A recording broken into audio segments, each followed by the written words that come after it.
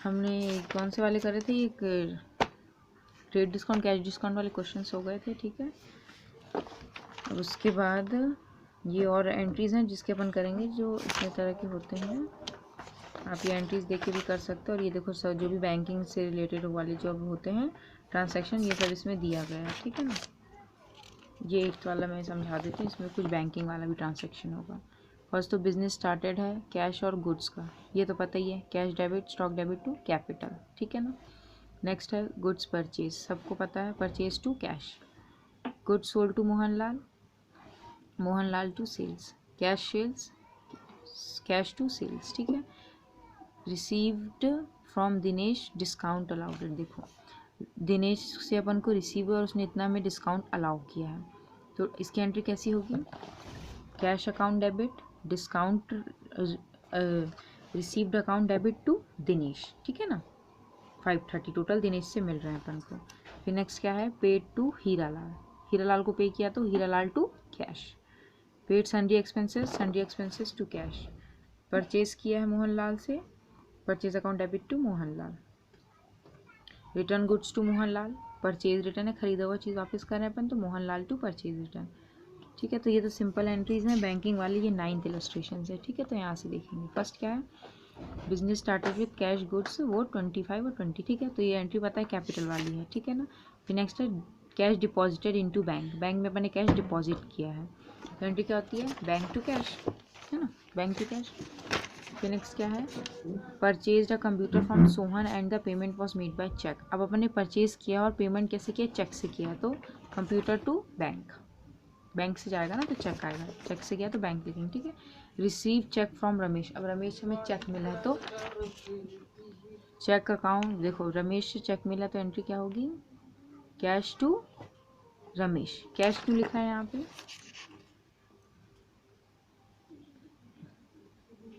Check receive from Ramesh, the cheque of Ramesh was deposited into bank, bank में अपन ने उस चेक को डिपॉजिट किया। इसकी एक कंडीशन थी, मैं यहाँ बता देती हूँ,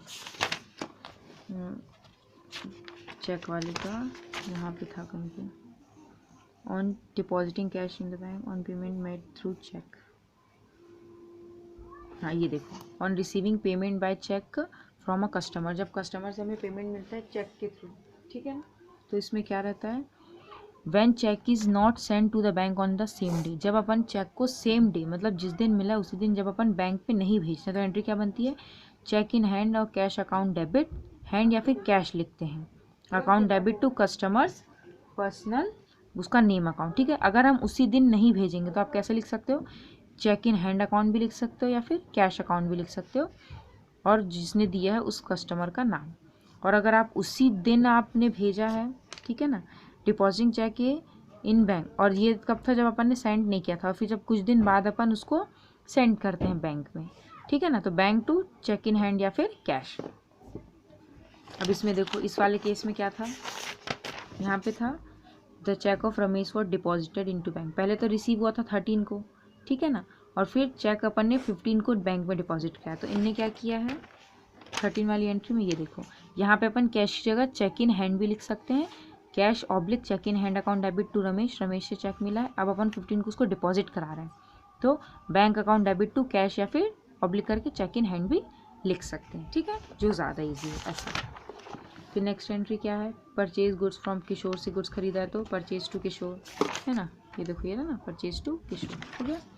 उसके बाद है the cheque of Ramesh was dishonour, अब देखो डिसऑनर की क्या एंट्री होती है, डिसऑनर मीन्स क्या होता है, जो चेक भेजा आपने बैंक में उस चेक में पैसे नहीं होंगे उसके अकाउंट में, तो वो चेक क्या होगा, बाउंस होके वापस आ गया, डिसऑनर हो गया, इसका मतलब डिसऑनर मतलब बाउंस होके वापस आ जाना, लौट जाना, तो उसका चेक क्या हो गया, रमेश का डिसऑनर हो गया। तो अब इसकी एंट्री क्या होती है, चेक किसका था, रमेश का था, तो रमेश के पास वापस जाएगा, तो रमेश डेबिट टू बैंक, क्योंकि बैंक से गया है वो, है ना, तो पार्टी का नाम और टू बैंक, आए समझ में। उसके बाद है good sold to Hari, Hari to sales, receive 2380 from Hari in full settlement, अब हरी को अपन ने 2500 का बेचा था, सेल्स किया था, पर उससे अपन को इतना रिसीव हो रहा है, मतलब अपन ने उसको डिस्काउंट दिया था, तो एंट्री क्या होगी, cash account debit discount received account debit to Hari, ठीक है ना, हरी ने अपन ने इतने पैसे दिए। फिर नेक्स्ट है sundry expenses paid cash 500 and paid by cheque 300। Expenses pay किया कैश और बैंक से। आया समझ में इसका केस थोड़ा। फिर नेक्स्ट है बिजनेस स्टार्टेड, ये कैश डिस्काउंट ट्रेड डिस्काउंट वाला है ना। इन्वेस्टमेंट परचेज किया है कैश, ठीक है ना, 2000 का इन्वेस्टमेंट टू कैश है। नए नए एंट्रीज में अलग अलग तरीके जो एंट्रीज है वो बता रही हूँ, वही तो आप कर ही लोगे ना। An order of 1000 receive from Komal, 1000 का ऑर्डर मिला है किससे, कोमल से। ऑर्डर वाली एंट्रीज पास नहीं करते, ध्यान रखना। किया है क्या इनने 20 वाला, देखो नहीं पास किया है, मतलब यहाँ पे इनने नोट दिया transaction of May 20 will not recorded because no entry is made for the receive और ऑर्डर प्लेसिंग। ऑर्डर प्लेसिंग उसके जो भी होते हैं उसकी एंट्री पास नहीं की जाती, ठीक है ना। एक्चुअल ट्रांजैक्शन होता है उसी की एंट्री पास की जाती है, तो इसकी कोई एंट्री पास नहीं होगी। फिर deposited into bank, shop rent 500 paid by cheque, bank charges 20 for providing service. अब बैंक वाले सर्विस प्रोवाइड करते हैं तो उसके लिए क्या करते हैं, वो चार्जेस काटते हैं बैंक वाले, तो इसकी एंट्री क्या होती है, bank charges account debit to bank account, ठीक है, ये इसकी एंट्री बनती है।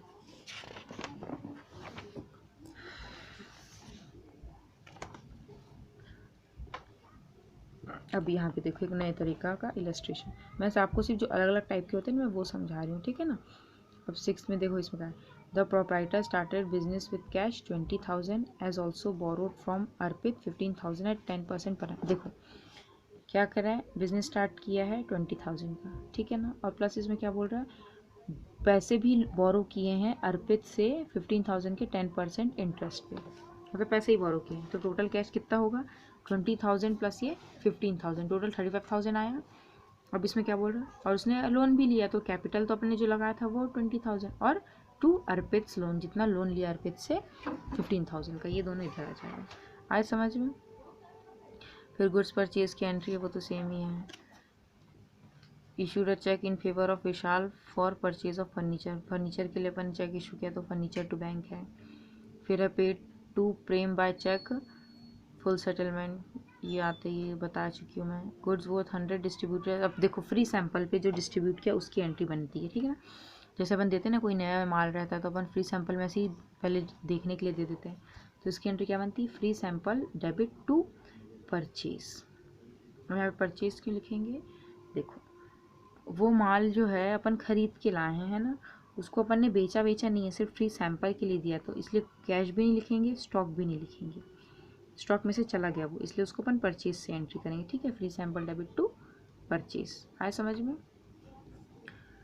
उसके बाद है पेड प्रोप्राइटर्स मेडिकल बिल। अब क्या है, प्रोप्राइटर्स मेडिकल बिल दिया, मतलब उसका पर्सनल है ना, पर्सनल है, उसके पर्सनल इलाज का खर्चा है, तो ये ड्राइंग के नाम से जाएगा 200 और ये 1500। ये 1500 क्या था, उसकी डॉटर का स्कूल फीस था, तो ये दोनों क्या थे, ये ड्राइंग के नाम से ऐड हो जाएंगे। ये देखो ऐड किया ना ड्राइंग में इनने, उसका मेडिकल बिल और उसकी बेटी का फीस, और ऑफिस रेंट तो खर्चा था अपना, ये टोटल कैश इतना। और फिर क्या है, पेड इनकम टैक्स, यहाँ देखो paid income tax 1500 and sales tax 750।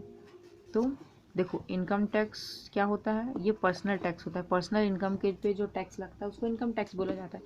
तो इनकम टैक्स बिजनेस का इनकम नहीं है, वो उस पर्टिकुलर पर्सन का इनकम है, तो वो ड्राइंग ही हुआ ना।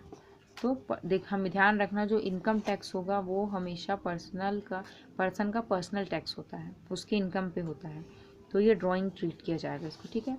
तो ड्राइंग फिर सेल्स टैक्स तो नहीं होता ड्राइंग, ठीक है ना, तो drawing account debit, sales account debit to cash, income tax हमेशा ड्राइंग के नाम से आएगा। समझ में आई बात। उसके बाद मैं ये थोड़ा गुड्स वाले का बता देती हूँ। ये जैसे ये देखो कैसे कैसे इसकी एंट्रीज पास होती है गुड्स में, यहाँ पे 115 पे दिया है। अगर गुड्स चैरिटी के ऐसे ही बांटा है चैरिटी के लिए, तो एंट्री क्या बनती है, चैरिटी अकाउंट डेबिट, अगर कैश दे रहे हैं तो टू कैश, चेक से पे कर रहे हैं तो टू बैंक, और अगर कोई गुड्स दे रहे हैं तो परचेज अकाउंट, ठीक है ना, गुड्स दे रहे हैं तो परचेज अकाउंट आता है, ठीक है। अब ड्राइंग्स का तो पता ही है आपको। हाँ ड्राइंग्स में देखो जैसे कि कुछ अगर ड्राइंग्स में जैसे कैश लिया है तो कैश, बैंक चेक से लिया है बैंक के से लिए विड्रॉ किया तो बैंक, और गुड्स लिया है तो परचेज ही आएगा। समझ में आया ना, गुड्स जहाँ भी आया परचेज ही आएगा। हो सकता है मैंने आगे अगर गलती से आपको करवा दी हो ना, ये चैरिटी और ड्राइंग्स वाले में जब गुड्स विड्रॉ करें तो वहाँ पे परचेज लिखना, ठीक है, स्टॉक नहीं लिखेंगे अपन। और फिर वही है, अब जैसे अब इसमें देखो कहाँ कहाँ पे यूज़ होते हैं ये वर्ड्स।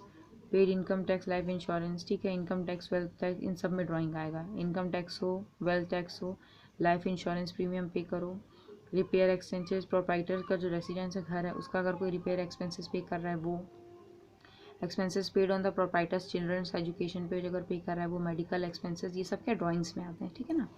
अब गुड्स लॉस बाय फायर और थेफ्ट, अगर कोई गुड्स फायर से लॉस हो गई या फिर कि चोरी हो गई तो इसकी एंट्री क्या बनेगी, लॉस बाय थेफ्ट और loss by fire account debit to purchase. आए समझ में। ये कंडीशन, ये 3 कंडीशन है जहाँ पे अगर गुड्स का लेन देन होता है, मतलब गुड्स दिया जाता है तो परचेज से रिकॉर्डिंग की जाती है, ठीक है ना। चोरी हो गया या फायर में जल गया तो loss by theft, loss by fire account debit to purchase आएगा। आए समझ में। अब देखो, अब गुड डिस्ट्रीब्यूट किया फ्री सैंपल में तो फ्री सैंपल और advertisement expenses debit to purchase, ठीक है। लोन का तो फिर ये सबको आपको पता ही है इधर का। आए समझ में इसका, ऐसे इसके कंडीशंस होते हैं, ठीक है। मैंने कहाँ तक बताया था, ये बता दिया था। उसके बाद मैं थोड़ा अलग अलग टाइप की जो एंट्रीज है ना वो बता देती हूँ आपको सारी इसमें से। देखो, sold goods to Sohan at the list price 16,000 less than 12.5% trade discount, वही 12.5% ये तो निकाल ही लेंगे तुम। अब देखो यहाँ पे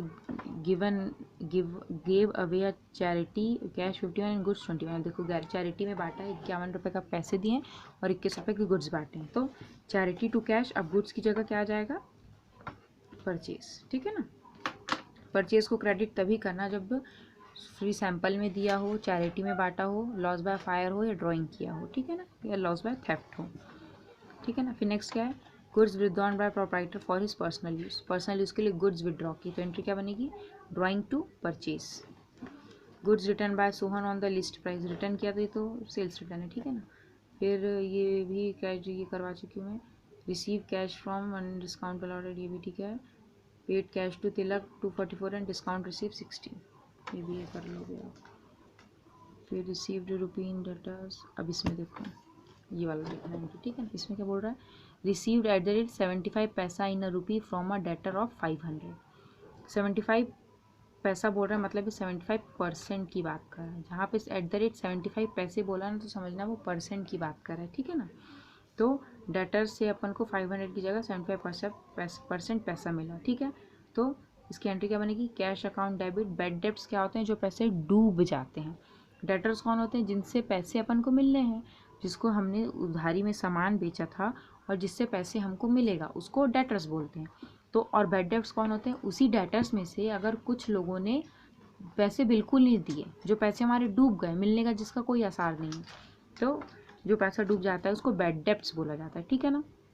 तो 500 का 75% निकालोगे तो 375 आएगा, तो 375 पैसे मिल गए और बाकी बचा वो डूब गया, मतलब बैड डेब्ट्स हो गए, ठीक है। टू डेटर्स पर्सनल अकाउंट, किसने दिया है, डेटर ने दिया। अब डेटर का नाम तो पता नहीं है, इसलिए टू डेटर्स पर्सनल अकाउंट। जैसे राम डेटर लिखा रहता तो राम लिखते, पर यहाँ नाम लिखा नहीं है तो डेटर्स पर्सनल अकाउंट लिखेंगे। आए समझ में। फिर क्या है, डिस्ट्रॉय बाय फायर, तो loss by fire to purchase. Allowed discount to Dinesh, discount to Dinesh. Receive commission from Manoj, तो क्या एंट्री होगी, cash to Manoj, commission sorry cash to commission होगी, ठीक है ना।